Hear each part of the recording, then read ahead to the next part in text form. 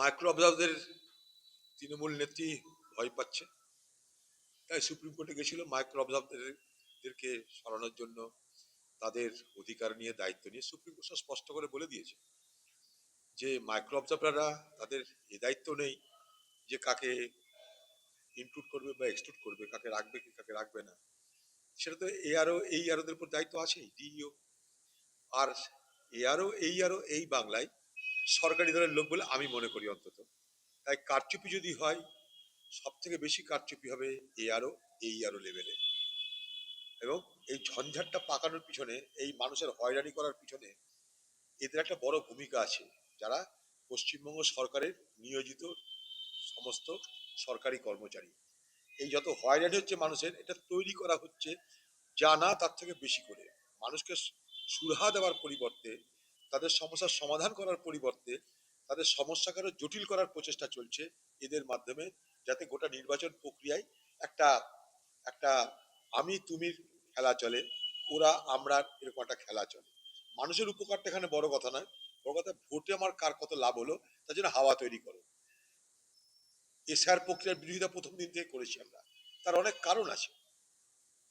কিন্তু সুপ্রিম কোর্টে গিয়ে নাটক করে, সুপ্রিম কোর্টের বিচারপতি যখন বলছে এটা করতে হবে, তখন আবার নতুন করে এই আরো বিডিওদের দিয়ে ধমকানো চমকানো করার মধ্য দিয়ে পশ্চিমবঙ্গের মুখ্যমন্ত্রী এবং তৃণমূল সরকার তাদের নিজের উদ্দেশ্যটাকে স্পষ্ট করছে। স্বরাষ্ট্র মন্ত্রক নয়া নির্দেশিকা জারি করেছে। এর বিরোধিতা করছে অল ইন্ডিয়া মুসলিম ল পার্সন। তাদের দাবি যে এই গানটার মধ্যে দেবদেবীর উল্লেখ রয়েছে, তাই এটি সংখ্যালঘুদের মৌলিক অধিকার নষ্ট করছে। দেখুন, এগুলো ভেবেই তো একটা সময় বন্দে মাতরম 6টা স্ট্যান্ডার বদলে 2টো স্ট্যান্ডার নেওয়া হয়েছিল। এবং এটা ভারতবর্ষের যে পার্লামেন্ট, সেই পার্লামেন্টের কনস্টিটিউয়েন্ট অ্যাসেম্বলিতে দীর্ঘ আলোচনা করে, সকলের মতামত নিয়ে,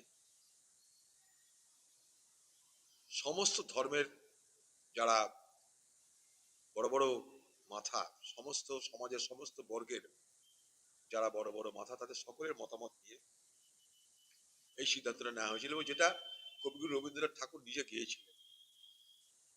কারণটা এটাই ছিল যে নতুন দেশ স্বাধীন হয়েছে, দেশের মধ্যে বিভাজনের রাজনীতি করে লাভ কি আছে? সকলের জন্য ঠিক হয় এমন একটা কিছু করা ভালো। সকলে যদি মেনে নেয়, তার থেকে তো ভালো কিছু হতে পারে না। কাউকে আঘাত দিয়ে আমি খুশি হতে পারি বলে আমি মনে করি না। সকলের সঙ্গে মিলেমিশে চলার মধ্যে দিয়েই খুশি অনুভূত হোক, এটাই আমরা চাই। ভারতবর্ষের কংগ্রেস পার্টি, ভারতবর্ষের সংবিধান নেতারা সেই জন্যই জাতীয় সঙ্গীত হিসাবে জনগণমন অধিনায়ক, রাষ্ট্রগান হিসাবে national song and national anthem, রাষ্ট্রীয় গান, জাতীয় গান হিসাবে বন্দে মাতরমকে স্বীকৃতি দিয়েছিল।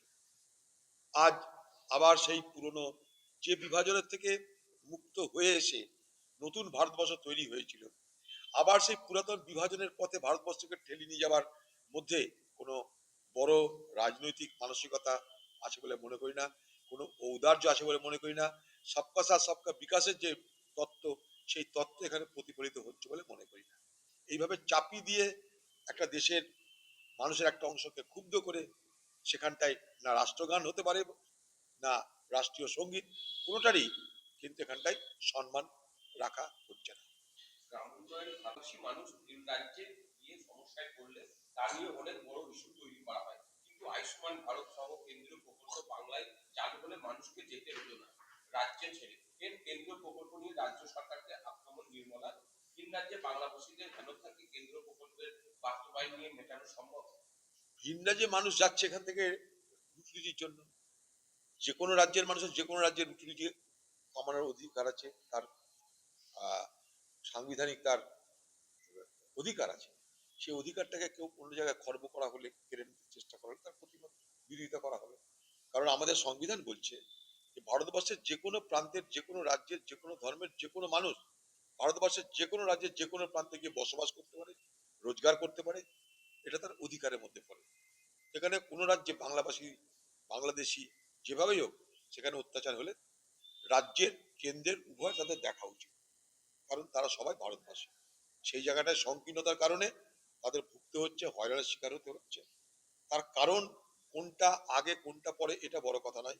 বড় কথা ভারতবর্ষের যে কোনো প্রান্তের মানুষের যে কোনো প্রান্তে থাকার অধিকার আছে নির্বিঘ্নে নিশ্চিন্তে নিরাপত্তার মধ্যে দিয়ে।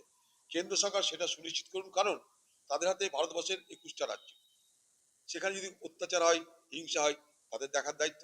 পাশাপাশি পশ্চিমবঙ্গ সরকারও দেখার দায়িত্ব সেই সমস্ত রাজ্যে যাতে কিছু না হয়, তার জন্য তাদেরকে পরিচয়পত্র দেওয়া, যেটা আমি বারবার করে দাবি করে এসেছি।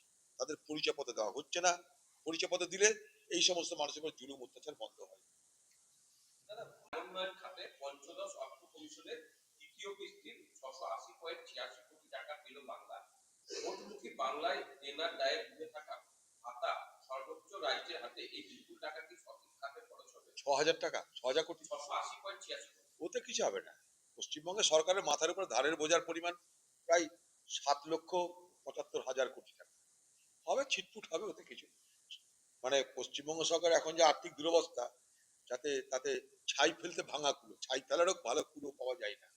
তার মধ্যে ভোটের আগে বেকারদের খুশি করতে হবে, মা বোনদের খুশি করতে হবে, তাতেই সব টাকা ব্যয় করে দাও।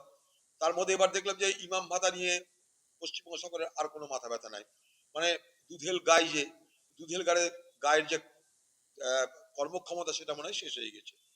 মুসলমানরা ভোট দিবে না তৃণমূলকে, তৃণমূল এটা বুঝে ইমাম ভাতা, মুয়াজ্জম ভাতা বাড়ানোর জন্য কিন্তু কোনো পদক্ষেপ করলো না, লক্ষ্য করে দেখছেন আপনারা।